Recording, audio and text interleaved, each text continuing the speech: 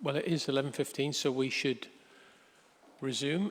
I said just before we broke that I'd come to this side of the room next. So, gentlemen here, I'm sorry, I can't read your nameplate.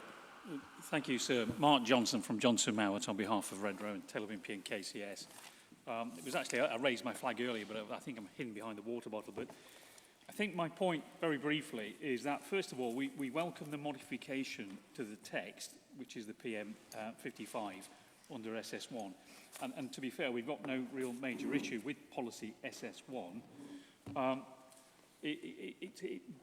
coming back to the space, the shapers, in effect, is that the revision makes a reference to the most sustainable locations. And I think our main point on this is the role of the most sustainable locations in that balancing exercise and the weighting exercise and some of the history to some of the figures. And I know Mr. Napkus mentioned figure 3.1 as being somewhat long in the tooth. Sorry, can you bring the mic a little closer? I'm struggling a bit. Can you hear me now? Is that better? That's better. Yeah, it's a reference to figure 3.1 to somehow being a little bit long in the tooth, and how some of the evidence, the more up-to-date evidence, has been used to support figure 3.1, but almost in a retrofitting respect. And that element of most sustainable location versus the council's desire to protect the city through its compactness, key views, and rural hinterland. And my main concern is that by focusing on the somewhat out-of-date 3.1, is that many sites, smaller sites, abutting the main urban area, may have been overlooked through the desire to actually protect land, not because they're necessarily key views, but simply because they're rural. And I think the point and the balance between sustainable development and its location versus the council's desire to protect more or less all elements of land around the city has overlooked and unbalanced that sustainable location preference. And I think the points that I'm going to make with respect to the particular sites I've got, I'll probably address under the site selection criteria. I'm content with that, thank you. There's one up the very far end of the table. Yes, go on. If you could introduce yourself, that would help. Yeah, good morning, sir. My name's Neil Mcfarlane. It's not Graham Collett. Graham, unfortunately, wasn't able to make it today, so he's asked me to come in his place. I'm from the York Bus Forum, and we certainly welcome the recent award of money to York City Council and the excellent work done by the York City Council in order to achieve the funding to improve the bus service in the city here. We should all share the same aim, which is to encourage more people within the city to use public transport, and public transport within the city of York really does require a bus service. That is a key element of the public transport mix in the city. And for people to use the bus service, it does have to be a frequent service. It does have to be a rapid service, and it does have to be economically priced. And whereas we applaud the fact that we do have more electric vehicles coming into the fleet, an electric vehicle stuck in a long line of congested traffic will not provide the solution to the city. We really need more detail of how the rapid bus routes will be designed and implemented. And we'd like to see this really as across the city in terms of not just the development areas, but as a citywide process. Thank you.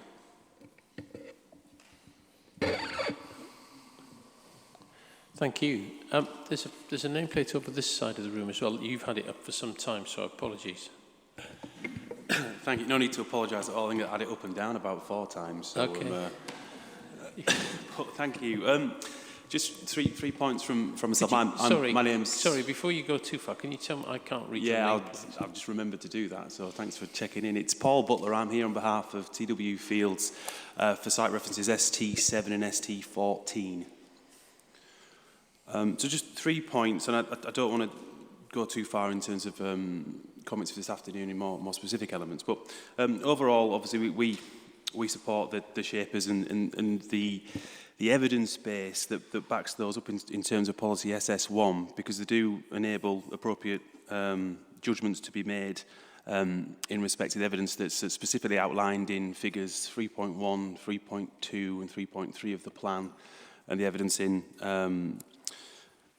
document EXCYC 59G, which is Annex 5 of the latest Greenbelt topic paper about freestanding settlements. And I'll come on to specifically where we support that, or not support, where we object to the red line of our allocations later on in respect of that generic evidence base.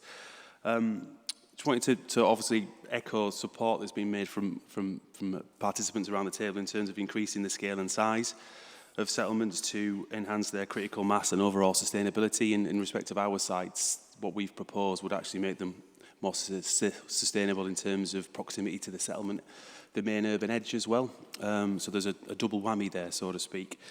And then the final point I really wanted to make was in respect of transport comments, and comments from Mr. May from the Civic Trust, which we've held discussions on a wider basis previously, and it's something we're keen to keep working with them on.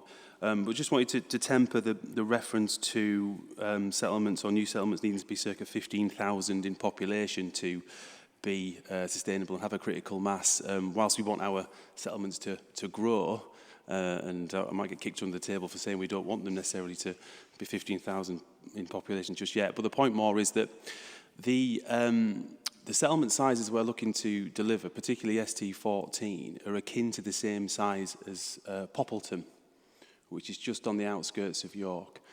So it's circa 4,000 to 5,000 people. The distance from the edge of Poppleton to the ring road or the urban edge is very similar again to the distance it would be from our expanded ST7 or even ST14 and ST7 as they would be now.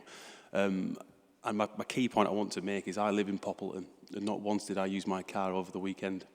The services and facilities available for a settlement of that size were sufficient for everyday needs, and if I needed to pop to the centre of town or the edge of the settlement, the bus service or the cycling or walking could be delivered as well. So there's an example on the ground there in terms of what we're seeking to achieve, and I just wanted to put that, and that's a settlement size of 4,000 to 5,000 people. Thank you.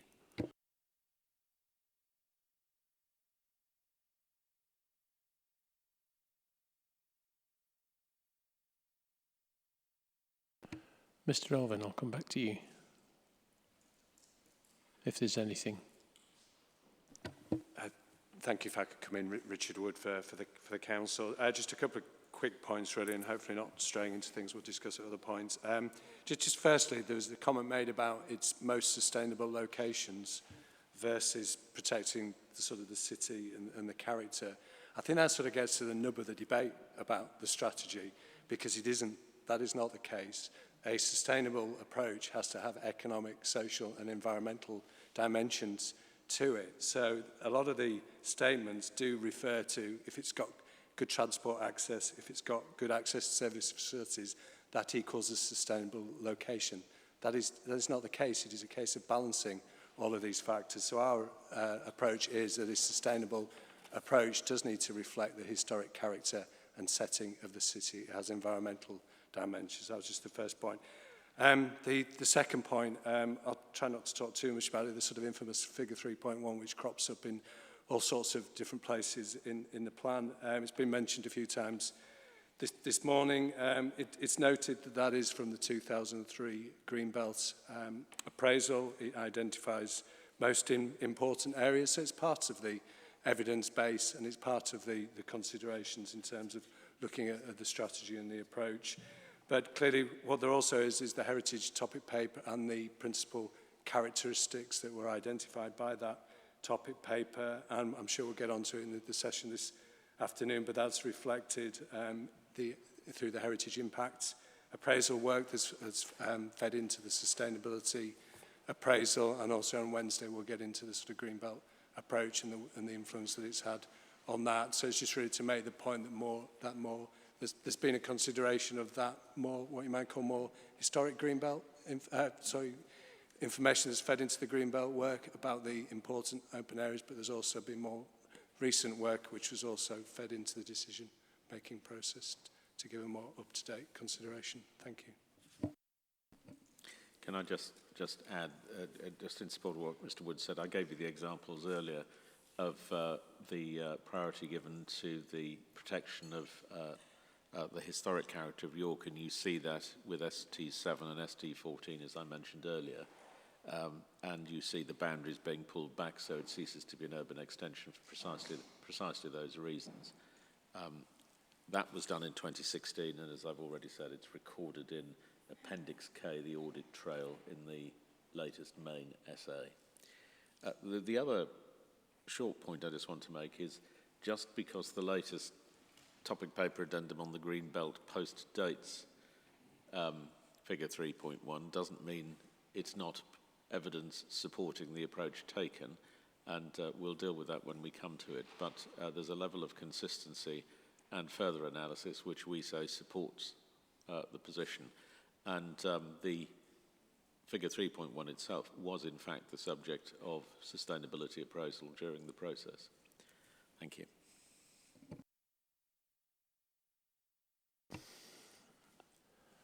Is there anything else then on the first group of questions? Yeah, you've got your nameplate. Go ahead.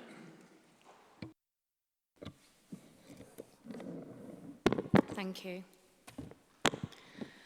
So on SS1 with the modifications at PM52, and there's been a slight adjustment there, sort of moving up the previous developed land point up the list of criteria. Whether that's a point of hierarchy or not, that's not clear. And I think it's a similar question to one that was asked before. And it'd be helpful to understand that. But overall, we appreciate the 5 spatial principles. And of the first 3, in terms of conserving and enhancing York's historic and natural environment, previously developed land being prioritised, and directing development to the most sustainable locations, ensuring accessible, sustainable modes, etc. It then links us back to the modification that introduces the detailed explanation at PM55, which I think includes key Table 1A, the way I read it, which introduces the housing land supply table. And in that reminds us of that breakdown of how that housing supply is presented. And of course, there was much debate about housing supply numbers last week, as there were employment land as well. And those final numbers clearly need to be made clear and linked back then to the policy with the updates to SS1. But it also reminds us that within that Table 1A, it also includes windfall allowance.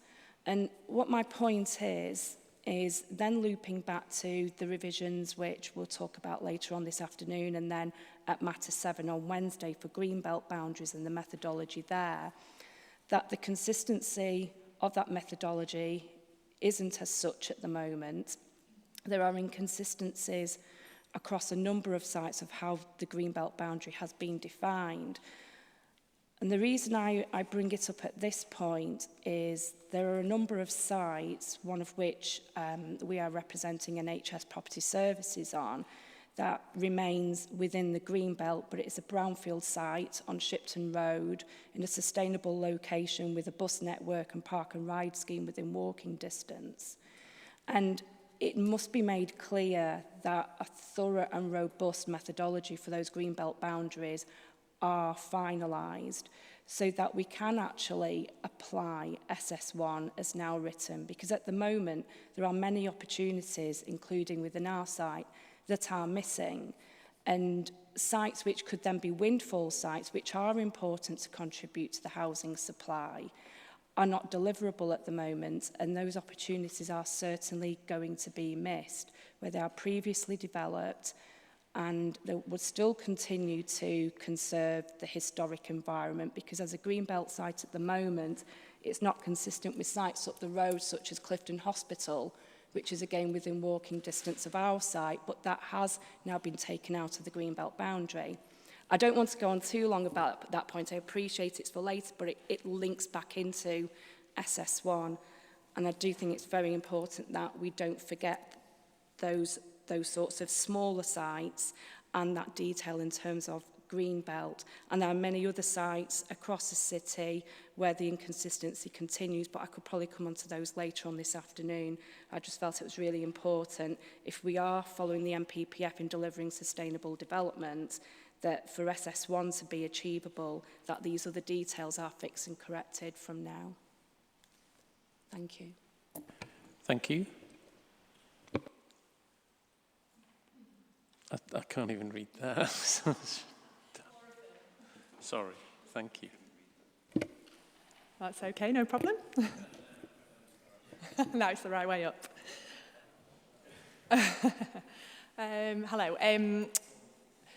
From my perspective, I'm on the same lines as Mr. Corsier and Mr. Good in terms of how I stand with the spatial options. What I want to point out is a point that Mr. Elvin made earlier, in that he said that the sustainability appraisals have driven changes to the strategic allocations. And one example that he gave was ST14 having been pulled back from the ring road and essentially made smaller as part of those assessments. Throughout the process, since the previous local plan was withdrawn, ST14 has been at its current size of 55 hectares. So it was reduced in size and pulled back from the ring road throughout this, in particular, local plan process since the preferred options in 2016. What I'm at odds with is whether the council have properly assessed their current growth options.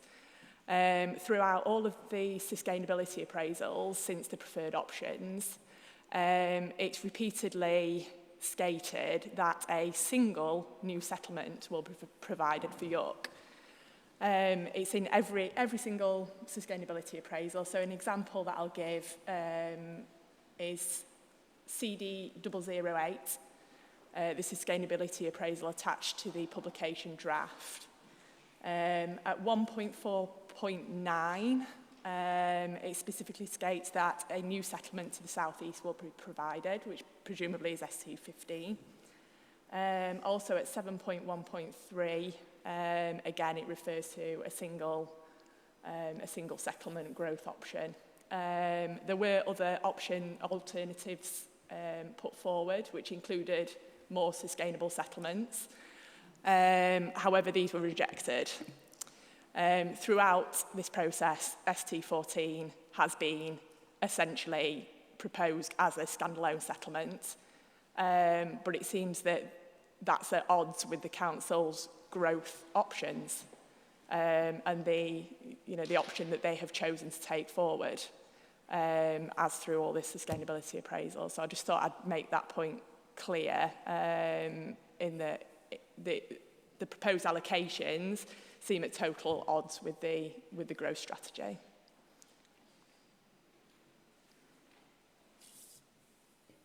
That's it, thank you. Thank you. Mr. Corsier, and then I'm going to come to the council, I think. Go on. Thank you, sir. Just two very brief points. Endorse what Mr. Wood actually said to you is, of course, that sustainable development has three dimensions to it, including environmental. And when you see words which the council use, such as sustainable growth or sustainable development, you need to take that into account. So can I also endorse what the Civic Trust said to you about the minimum scale for a sustainable new settlement? So I know you were, I presented evidence on this, I think, at the Phase 1 hearings. And so it's quite clear that these new settlements, as planned, will not be particularly sustainable. They will, in effect, be dormitory settlements. They will only have a very basic level of facilities. And of course, one of the points to explore when we deal with the policies is when those facilities might be provided. They will not include any employment development of any scale. They are, as I say, dormitory settlements. But I'll move on from that, sir. Traffic, I wasn't going to deal with that under these questions, but it has been raised, sir. And you will have seen, I'm sure, over the weekend, a very significant new document has been presented to you, which is the Statement of Common Ground with National Highways.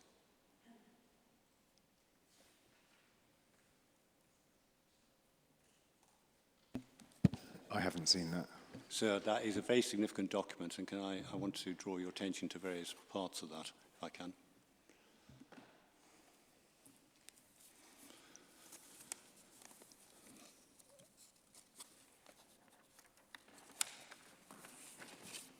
And so that's now referenced.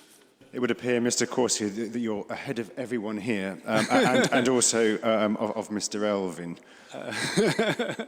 I'm happy, sir, dealing with it on the next set of questions after lunch, if that would help you, sir.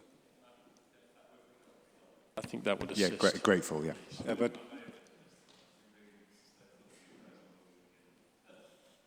so I only picked it up because I was going quickly looking for something else, and I noticed it had appeared on the end of the list of Statement of Common Ground. But I'll deal with it on the next question. But basically, it's a Statement of Common Ground which sets out the areas of disagreement rather than agreement. Well, that can be just as useful sometimes, in terms of a clarification, but I understand your point. So can I just raise one point, because I think it is very significant for you, and it's not going to traffic, but to matters 2 and 3, which we dealt with. Under paragraph 6, I'll just leave, obviously you've got to look at this, sir, but the council, there's a sentence which says there, sir, that the council have locked in their modelling the transport benefits of working from behaviour change during the COVID-19 pandemic, which includes work, which they're particularly referencing working from home. So those are, sir, are locked in the transport benefits. So, but we had the council position under matter 3 of the council actually saying that these were maybe too temporary, or whatever the argument was put, that you should not take them into account when calculating employment requirements. This is an inconsistent position, and unfortunately there's a lot of these inconsistent positions in the council's evidence base. But sir, that is very important because it obviously goes to matters 2 and 3. Thank you. Are you quoting that from the hearing statement for today's matters? So no, that's the statement. That's the Statement of Common Ground with National Highways. Okay. Forgive me. It's paragraph 6. Okay, I'll look out for that if and when it comes around. Thank you, sir. Mr. Elvin, was there anything you'd like to respond on there? Because I think I'd like to move the conversation on a little bit. I'm going to ask Mr. Ridge just to comment on that last point. Can I just say this? Ms. Fern has misunderstood the position.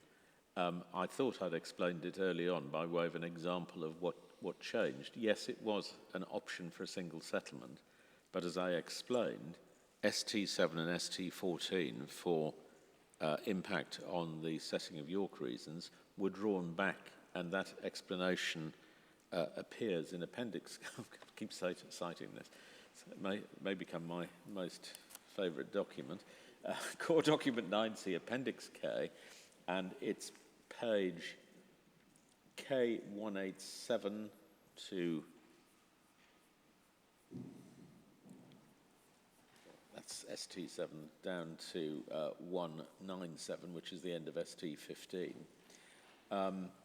You will see it has not been driven by growth at all, contrary to her submissions. ST7 has gone from 60 hectares down to 34.5, ST14 from 134 hectares to 55, and ST15 from 186 hectares to 159. So it's not a growth-driven thing. This is a historic setting issue, as Appendix K makes clear. And you'll see those changes. If you look at each of the columns in Appendix K, it tells you which particular, it starts with submitted boundary, preferred option stage, 2014, 2016, etc. So you'll see that change, as I said right at the outset, in Appendix K and the reasons for it. So Ms. Fern, I note her points, but in fact they're contradicted by the process that's actually occurred. Thank you. And can I ask Mr. Ridge just to deal with the highways point briefly? Mr. Ridge. Of course, yes. I just wanted to come back, sir, to Mr. Coursier's point about the National Highways Statement of Common Ground and the statement within it that we are looking to lock in the benefits of travel behaviour change as a result of the COVID pandemic. I must admit, I'm not sure how clearly worded the Statement of Common Ground is, but just for the avoidance of any doubt, in terms of policy interventions that we take forward, we are absolutely looking to capitalise on travel behaviour change that has taken place as a result of COVID. It's an important part of our transport demand management strategy. However, in terms of the base modelling work that we've done, that we will be presenting in later hearings, and that forms the basis of our transport appraisal, there is the centralist or the assumption is that travel behaviour has not changed as a result of the COVID pandemic. This is for the simple reason that the transport market has not yet reached a state of maturity following the COVID pandemic. And we're not yet in a position where we can forecast with a great deal of accuracy what travel changes will take place as a result of that.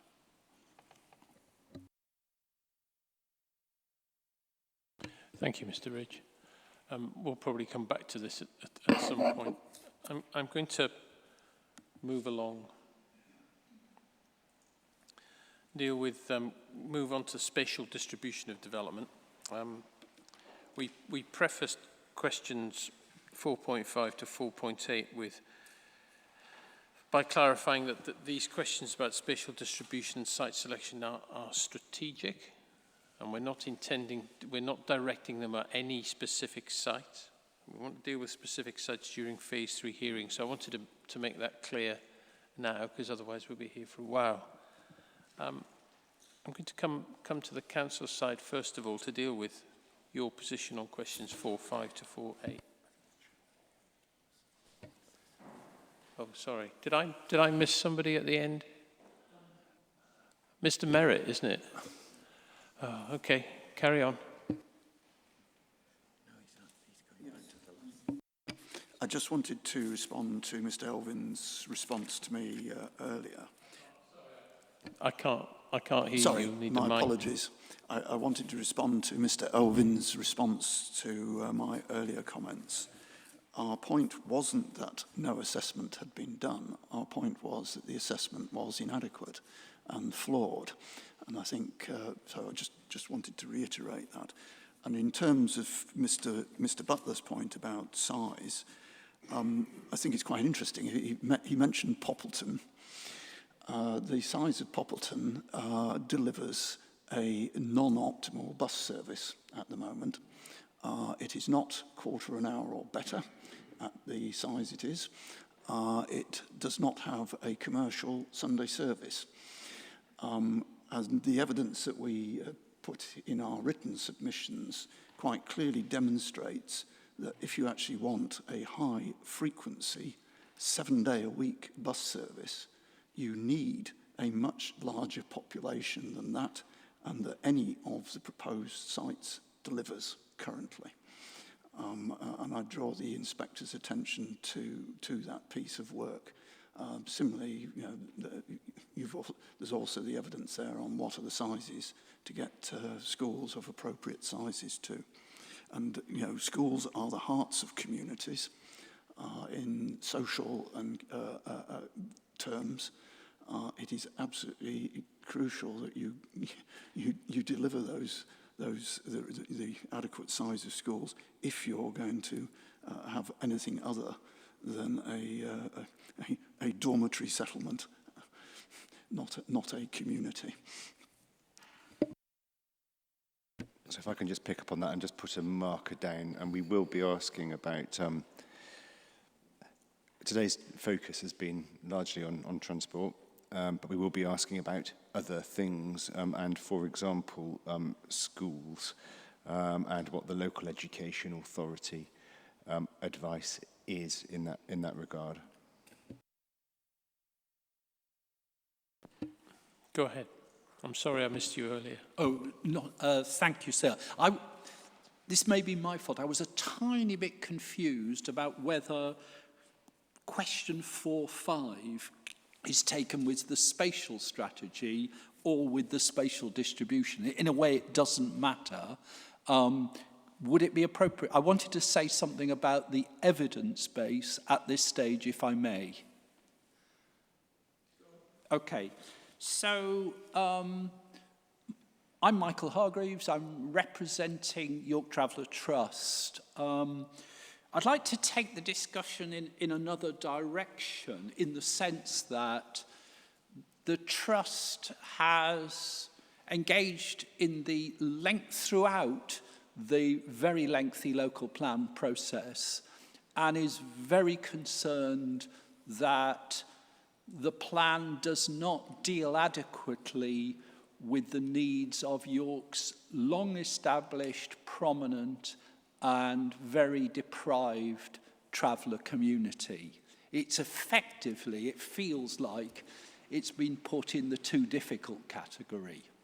I'd like to come on to policy later, and I'm unapologetic for raising it in this strategic discussion, because what we say has implications for the soundness of the Greenbelt boundary, and we'll come on to that. Effectively, the plan makes no adequate provision for the needs of York's traveller community, and that cannot be acceptable. It's also deeply contrary to equality legislation. And we'll come on to the policy later, but at this stage I wanted to just make a couple of comments about the evidence base. The plan suggests there's a need for 47 pitches for gypsies and travellers, 3 for nomadic, i.e. who meet the planning policy for definition of planning policy for traveller sites 2015 definition, and 44 for non-nomadic travellers. For the reasons at paras 3 to 6 of our response to the regional Reg 19 consultation on paras 537 to 539 of the plan, together with para 10 of our hearing statement, we believe the Council's assessment underestimates need by a significant amount. Either there needs to be an early review of the needs assessment, or alternatively, as we suggested at para 18 of our Reg 19 consultation response on the sort of numbers, a more realistic assessment of need would be for something of the order of 61 pitches. That's a minimum. I think our preference would be to agree a kind of reasonably sound figure, 61 minimum to 2032, which we suggested. We think that's probably on the low side, but one of the endemic problems with planning for travellers is that there's a huge amount of energy going into repeated and usually inadequate needs assessments, and nothing like enough into actual delivery. In addition, for the reasons at paras 7 to 10 of our Reg 9 consultation response and for para 11 of our hearing statement, the Council's evidence base just isn't robust in its attempt to make this quite difficult differentiation between nomadic and non-nomadic travellers. the whole issue of nomadic status is not simple. It wasn't simple before the government changed it in 2015. And you cannot define which side of the line a household falls through a single simple question.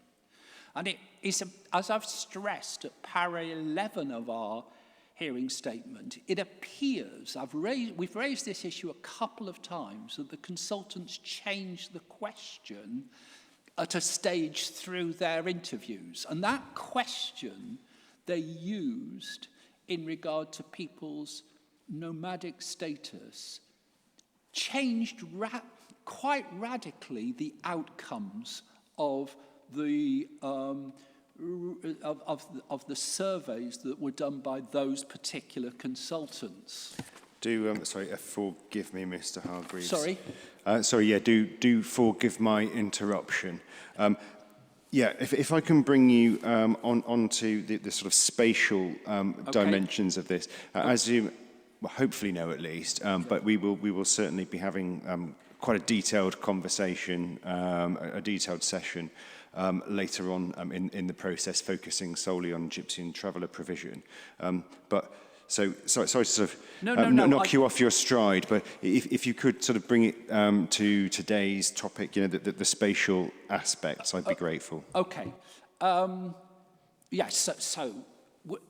suppose we wanted to do this at this stage because although we're talking about relatively tiny numbers, we believe that the policy will not work, right? That the outcome of what the council is trying to do will be not to deliver any provision for travellers. And that then, and it has a really important spatial dimension. The plan will fail to make provision for Gypsy people because provision on the back of private housing sites through policy H5 simply will not work. We outline why this is at paras 13 to 15 of our Reg 19 consultation response and within additional points at paras 12 to 20 of our hearing statement. The council hasn't begun to think how its approach would work. It won't meet the needs of Gypsy people and it will be resisted for good reasons by house builders. At the North of Boroughbridge Road as the North of Boroughbridge Road inspector pointed out at para 75 of decision 322-7359, there is no indication of where the pitches would be located, when they would be provided, and how they would be delivered. Pretty damning judgment. In the context of the detailed consideration of major housing sites later in this process, we would invite the inspectors to explore with the site developers their views on the appropriateness and deliverability of accommodating traveller development in the way the council proposes through H5. Here I would emphasise that we support the principle of enabling the required provision through the major housing and mixed-use sites, but it needs to be done in realistic, deliverable ways. Achieving sites through housing development is very challenging, and the record of achievement across the country is distinctly limited. In the cases I'm familiar with elsewhere in the country, where local authorities are trying to achieve traveller provision on the back of significant housing development, the proposals are related to major urban extensions or garden city proposals.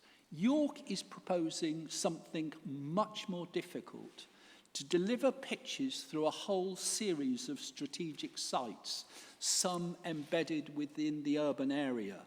That represents a formidable negotiation and delivery challenge. A fundamental problem with the York Plan is that there is need, and there are no allocations. Passing it on to the housing developers without allocations is a passing of the buck, and it feels like the council was avoiding the necessary political decisions about that. I do believe that a policy like H5 could be made to work if there were allocations where investment on the back of housing development could be made. But there aren't. And that then impacts on the tightness of the green belt.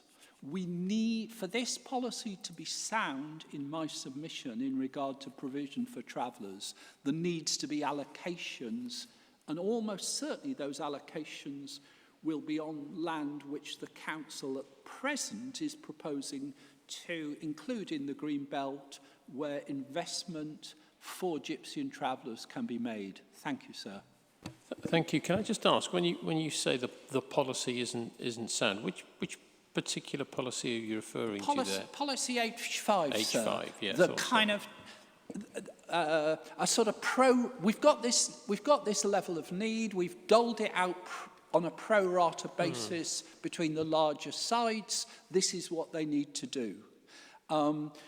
And given the tightness of those sites and the kind of locations that are necessary to work from the point of view of travellers, it's very, and the reticence, for reasons one understands, of house builders to build new traveller sites right by housing they're trying to market, there will be very, very strong opposition from the house building fraternity. And the council just hasn't begun to understand, to explore and understand the mechanisms, the management which would be necessary to make this to achieve this. It's a kicking into the long grass, in my view. Well, I understand the point you're making, but if we're talking, we're confining this discussion to what we need to do to make the plan sound. Are you saying then that doing something to policy H5 would make the plan sound, in which case we wouldn't need to do anything to policy SS1? No, sir. I think that H5 or a variant of it won't work without specific allocations. I understand, and therefore there needs to be a reference to those in SS1? Am I understanding that correctly? Specific pieces of land where the house builders could come in and say, okay, we don't want, we understand you have an agreed need for this scale of development, and that it's quite difficult for the local authority to provide that. We will help facilitate that by providing funds which would then be invested in these sites. The sites need to be identified. I cannot see how H5 or some variant on it can possibly work without land allocations, sir. That's a helpful clarification, thank you. Mr. Elvan, I'm going to hand over to you, or Mr. Linus. Thank you, sir. I think most of the points that have been raised by the Travellers Trust are, as you anticipated, sir, really disputes relating to the needs assessment primarily that the Council's carried out, and it's not really the place here to debate those. We expect, of course, that they will be discussed at later stages of the examination. There were some points made about the approach taken to site-specific allocations, but again, that would be a matter that can be debated at a later stage, although we note the in-principle support for dealing with sites in association with new housing development, including strategic allocations.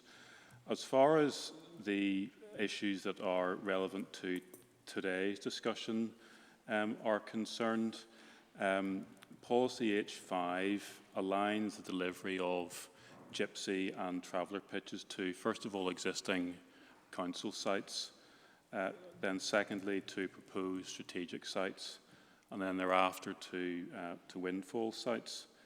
And we say that approach identifies the most appropriate location because, first of all, it co-locates growth with existing successful provision and is in step with the overarching spatial strategy. We say that because the major sites are council-owned and modest use of further pitches on those existing sites is sustainable under the first strand of the policy. Then by co-locating new pitches on strategic housing allocations, that's appropriate because it generally accords with the spatial strategy in any event, and it promotes mixed and balanced communities. And really that's the fundamental locational aspect to the approach that's being taken. And whilst we expect there will be discussions that we will have with the Travellers Trust to try and reach agreement on the detailed points relating to needs and so on, that's really a matter that we're happy to take forward outside today, and we can come back to that at a later stage. Thank you, Mr. Linus. Well, I'd certainly encourage that conversation, obviously, because we will be returning to these matters in detail. But I understand the Council's position in terms of the spatial questions that we're talking about today, and understand that. But we certainly will be coming back to policy H5 in some detail at a later stage.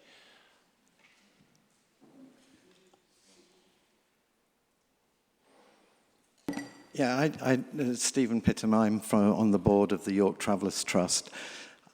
I'd love to think that that was going to be the answer. The difficulty is that I came and presented our thoughts and our worries at the first phase of this process, and we haven't had a single development, not a single meeting to consider it or to think about it. Well, we've had one, which was a week ago, when we tried to promote a common ground position. So I think what we're saying is, this is an issue that's got to be taken seriously. It's probably the biggest equality issue that York faces. And it's needed that we really rethink the whole position of the city to its longest and oldest minority community. And it can't just wait like this forever and forever, because we don't believe that this local plan has the mechanisms to really deliver. So I just want to really make that point, because we believe that the plan it cannot be made as sound under the current basis. Thank you. I understand your point, and I understand, obviously, your concerns. I recognise what our position as inspectors is under the public sector equality duty, so I'm certainly not ignorant of that. But we do have to come back to policy H5 at the appropriate time in these hearings, and it's that's not today. Simon, was there anything? Mr. So Linus? just to confirm that it is our intention to discuss these matters with the Trust in advance of the later hearings. And one final point, you asked the Trust about whether it was necessary to make any amendments to SS1, particularly whether it's an H5 issue. The proposed modifications do actually make reference to the provision for pitches, so it's clear that we've taken on board that aspect of the policy debate as matters stand, but we'll return to this in due course at a later stage. Yeah, look, it's going to be really helpful to us, frankly, if the discussions, that there's some doubt about whether it'll actually happen in real life at that end of the table. If I could ask you, Mr. Linus, to make sure that the Council does speak with the Trust, that would be of great assistance to us. I know that's been heard by those sitting behind me, and it'll be reiterated after today. Thank you, sir. Good, thank you. Can we... I'll say we'll move on. We will if my laptop allows me to. I want to move on to spatial distribution. Oh, sorry.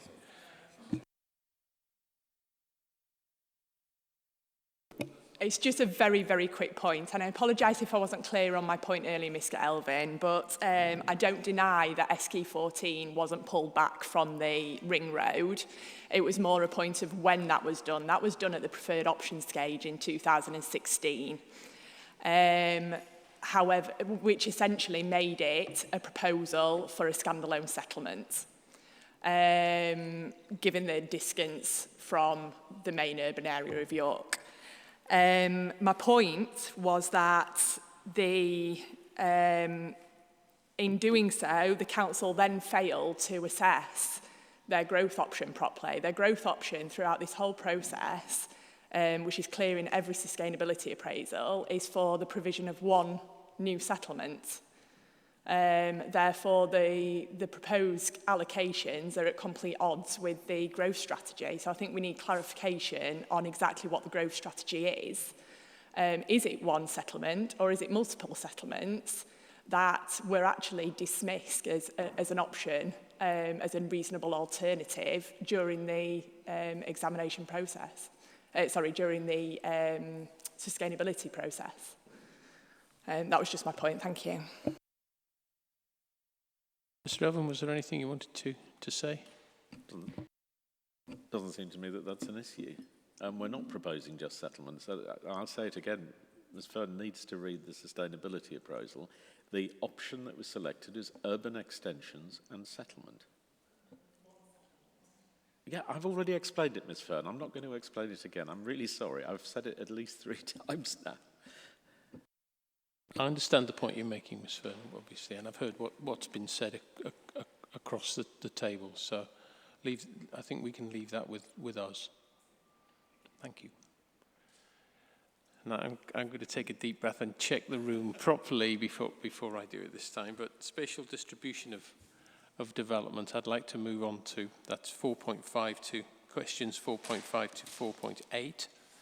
I'm going to come to the council first if there's anything you want to say about these. Mr. Wood? Thank you. Yes, Thank Richard you. Wood for the council. I can be relatively brief. I think we have touched on a number of sort of relevant points already. So just looking at the questions, we've responded on reasonable alternatives, the role of the SA in identifying appropriate locations and the spatial shapers and their evidence, and clearly all those points are equally relevant here. So again, we're looking at section 3 of the plan, the spatial strategy, the key diagram. I think the best summary is PM55 in terms of setting out the approach and describing it. So the key diagram and the overall picture of the distribution of the strategic sites gives you the pattern of development that's been proposed in very brief terms. The focus is, there's initial focus on the main urban area of York to make the best use of previously developed land within that approach, but that doesn't give you sufficient supply to meet needs. So then, as already has been discussed, the focus is then to new freestanding settlements with some urban and village extensions as part of the distribution. And as touched on already, that approach does limit the amount of growth proposed around the immediate periphery of the main urban area of York. And I think other points will maybe come out a bit more in the site selection approach as well later on. Thank you.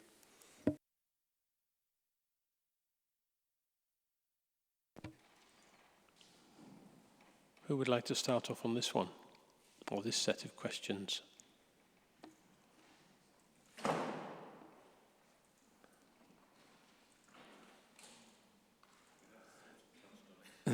We have, I mean, inevitably, it's like the hearings last week, where we start with one set of questions and there's always a crossover. But yes, the gentleman on my right here. Thank you, Sir. Mark Johnston from Johnson Mowat. I suppose one of my questions back to the council at this point is, should the housing number not be right, then where do we go within the document to see where the council would take us in terms of identifying additional housing land? In effect, where does the strategy and the policy tell us is that we would take those extended areas or new sites should there be a shortfall?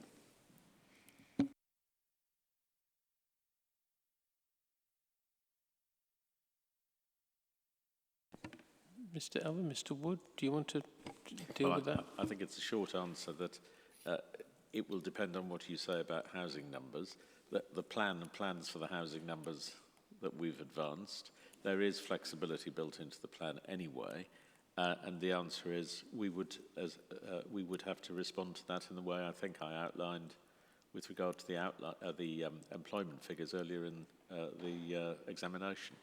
But that would be a matter also for monitoring and review in due course. But I don't think you can expect the plan to deal with the option as if the plan numbers are not accepted. That's a response to any views that you express.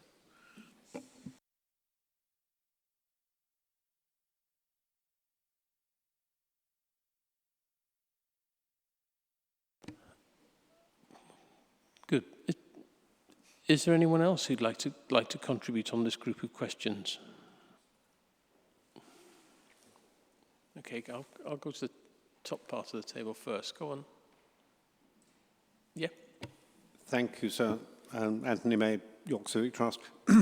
Just for a point of clarification, you, sir, mentioned questions 4.5 to 4.8.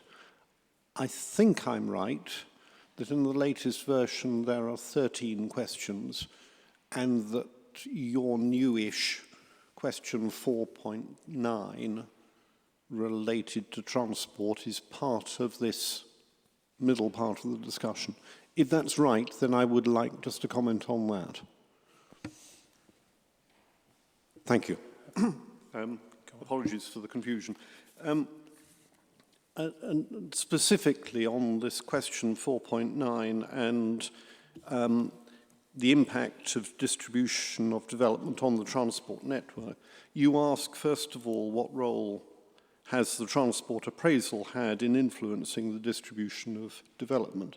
And we've heard in general terms that there has been an assessment, but the only analytical assessment we have is in the transport topic paper, the most recent version of which is 2019, and that used a model which doesn't directly represent public transport or walking or cycling, and therefore omits something in excess of 40% of all journeys made in York. So inevitably, that analytical approach cannot fully have appraised the impacts of the new development on transport,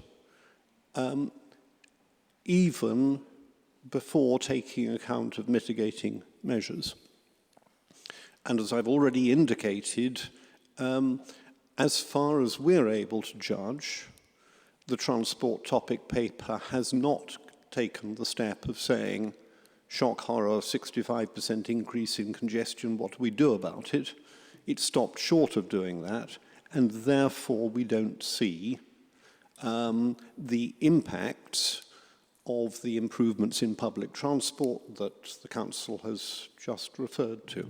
So we find it very difficult to answer this question other than by saying the transport appraisal does not seem to have influenced that distribution of development, at least as far as any analytical transport appraisal is concerned. Your second question was about the transport evidence and the robustness and the adequacy and up-to-dateness. As I say, the analysis to date uses a model which only reflects a little under 60% of all journeys made. The new transport model, which we've yet to see the results of, does go further by including public transport, but it still excludes active travel.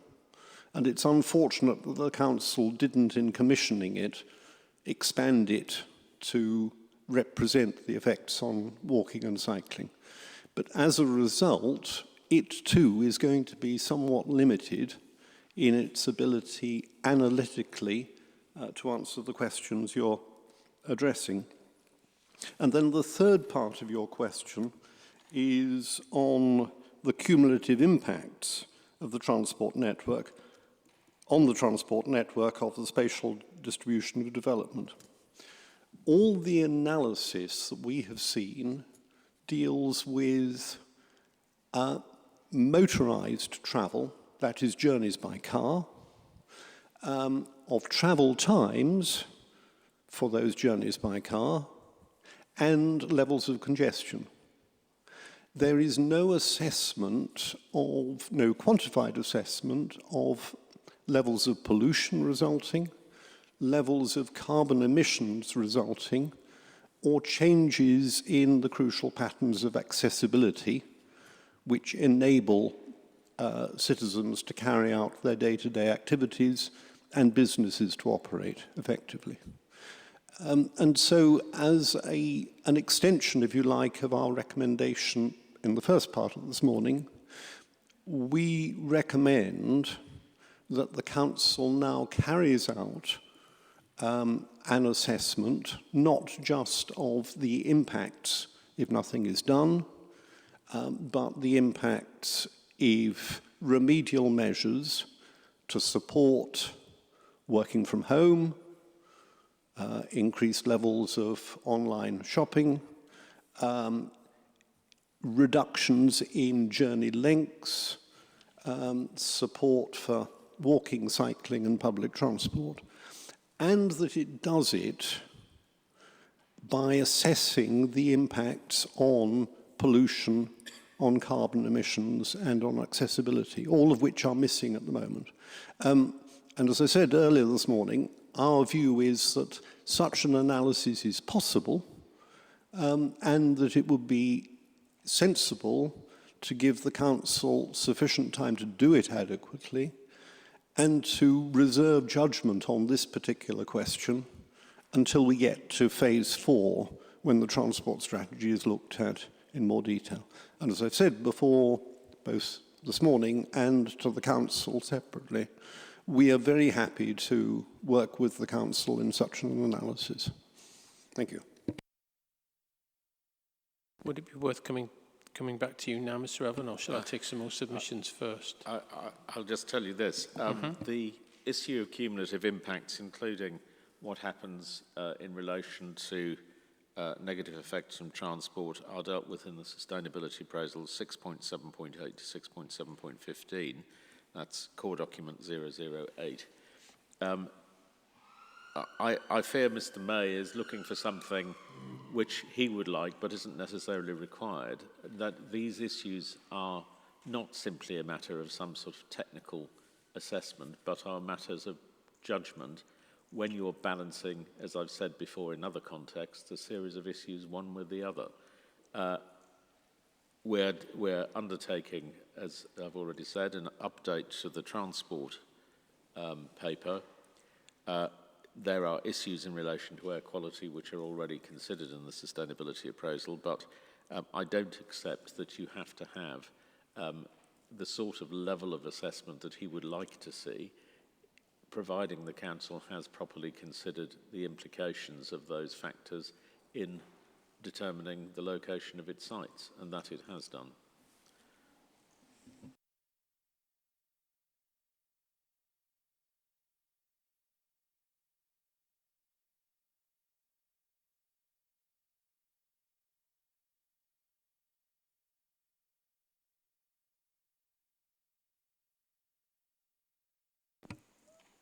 Mr. Corsair, I'll come to you next. Thank you, sir. I think I can be very brief on most of these subjects. Your question 4.8 dealing with shapers, I think I dealt with on previously. We obviously don't think that they are clearly explained, justified and set out and not supported by robust, up-to-date evidence. And as we've already pointed out to you, sir, there's inconsistency about what the actual statements in the submitted plans say how they'll be applied and how they have actually been applied in practice.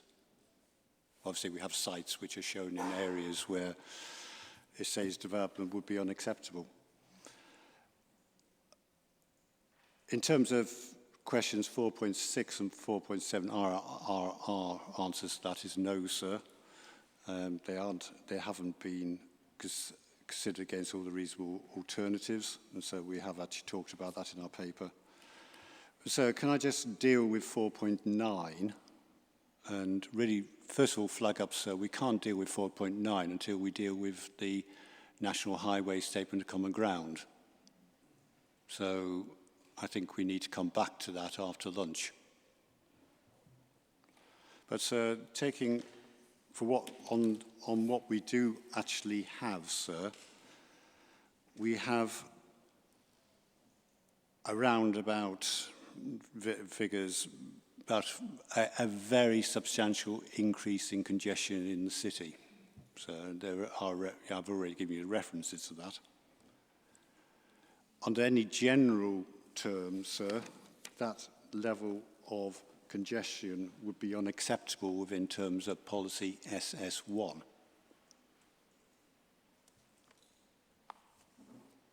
Not certain if the council disagree with that, but that would be. It follows from that, sir, when the cumulative impact is unacceptable, it's very important to look at the impacts of individual sites, particularly the larger sites. And so you have absolutely no evidence in front of you from the council of the impacts of individual sites on the key routes within the city. So that's a major shortfall in the council's evidence base.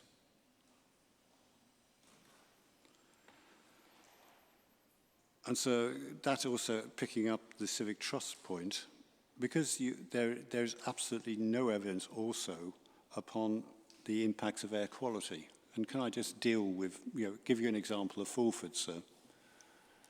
The table, which I can't remember the number now, it's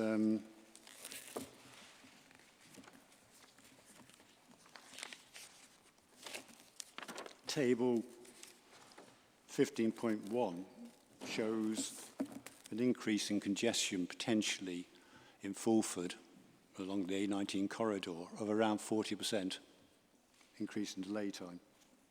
So Fulford is also an air quality management area, the A19. That is bound to have very substantial implications on air quality, but you have absolutely no evidence whatsoever in front of you about air quality impacts of a technical nature. So that is again a major shortfall in the evidence base of this plan. So we say that until you actually have some evidence about the impacts of individual proposals, you cannot possibly come to consideration of the broad locations or the suitability of the overall spatial development strategy. So I would like to come back again after lunch to the Statement of Common Ground with National Highways.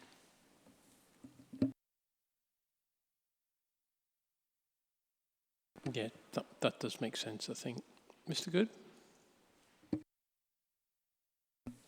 Thank you, sir. A relatively short point, and it builds partially upon what Mr. Johnson said not too long ago in terms of where would we go with future allocations, etc., and policy SS1 not really providing the steer for that. I would agree with that, but the situation is actually slightly worse. We must remember this plan, and if you look at Table 1A, which follows PM 55 of CYC 58, does identify circa 2,200 windfall allowance within the plan, which is around about 12% of the supply. Given we don't know what the role of individual settlements are, albeit the larger settlement of York itself, I wonder how the council intends to deal with some of those smaller settlements if windfall development of a reasonable scale, your 2s, 3s, 4, 5s, I suspect could be dealt with quite easily, but if we get 50s, 60s, 100s, etc., how does a plan deal with that? SS1 doesn't give, or at least from my reading, it doesn't give me an indication as to whether that scale of development would be appropriate within some of those smaller settlements or not. And it's that void which I was alluding to earlier in my representation, so that I think the plan currently has in terms of what is the role of these smaller settlements.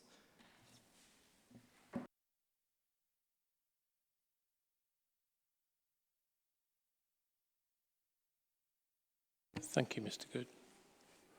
Mr. Elvin, I'll come across to your side of the table.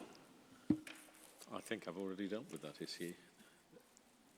The position with regard to small settlements is covered by the overall options for growth, and any attempt to create a larger settlement is going to be tested against the shapers. If there's, sorry, not a larger settlement, if there was a large windfall development came forward, then it would fall to be determined against the other policies of the plan, which would include protecting the historic character of York and sustainable transport and the other matters. I mean, I'm not sure what other answer can be given, because again, Mr. Good is asking me to plan for something which isn't currently planned. But the principles are there and are clear.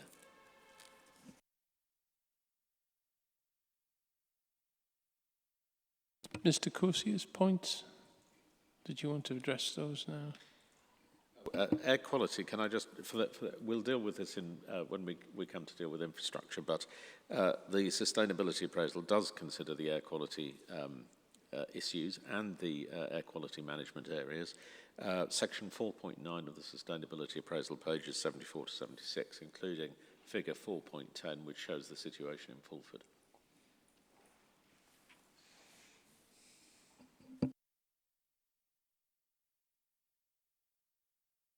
Thank you. I think we probably will need the opportunity to look at the statement of common ground at lunchtime, so we'll certainly park that for now, perhaps, and come back to it in a while.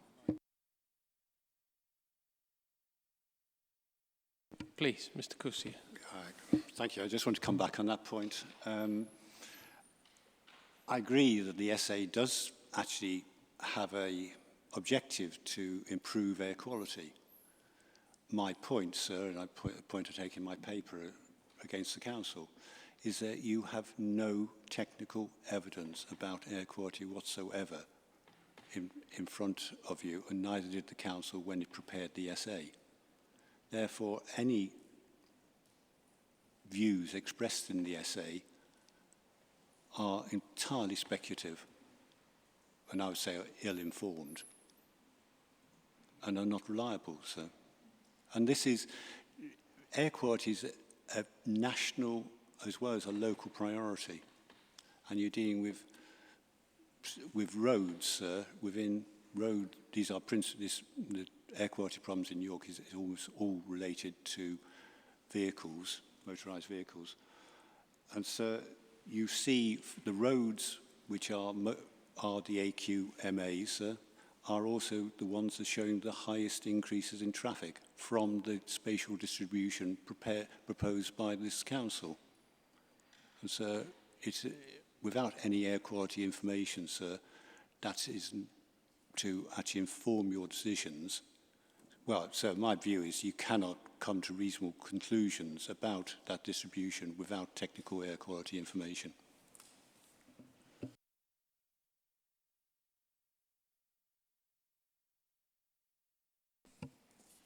Yeah, what do you say to that, Mr. Owen? Because, you know, in some instances, the essay draws on technical evidence and assessments. It's Mr. Corsier's confusion between judgment and other matters. There are issues upon which you cannot have technical papers on everything. Air quality is not unknown to the council, and indeed it's part of the transport considerations. The baseline I've already indicated is set out in the essay and the council's objectives. Mr. Coursier wants to insist, as others have insisted, there should be technical papers on specific things, but these assessments, these statements are not made on the basis of ignorance. They're based on the situation as it is. And in my respectful submission, Mr. Coursier goes far too far in asserting that his view as to what judgment should have been reached by the council is such that the council's judgment shouldn't be considered reasonable. It's a matter for you, of course, but the council is well aware of the constraints and considers it in the context of its transport and infrastructure considerations. And in due course, of course, as part of infrastructure delivery, these issues will also have to be revisited at that point as well.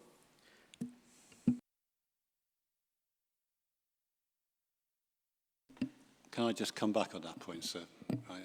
Obviously, we're going to have a detailed session on air quality somewhere along the line. However, sir, air quality is a technical subject. It's a bit like noise or indeed highway traffic impact. It is a technical subject. It's not something which you can stick your finger in the air and take a view. And so the idea that you should actually take, when your traffic evidence is showing major traffic impacts upon roads within air quality management areas, the council, in my view, sir, should have actually commissioned or looked at least a high level what the likely impacts are. And sir, can I just direct you also to policy EMV1 of the local plan, which deals with air quality. And so that is a requirement. It actually says development will only be permitted if the impact on air quality is acceptable and deals with them mechanisms.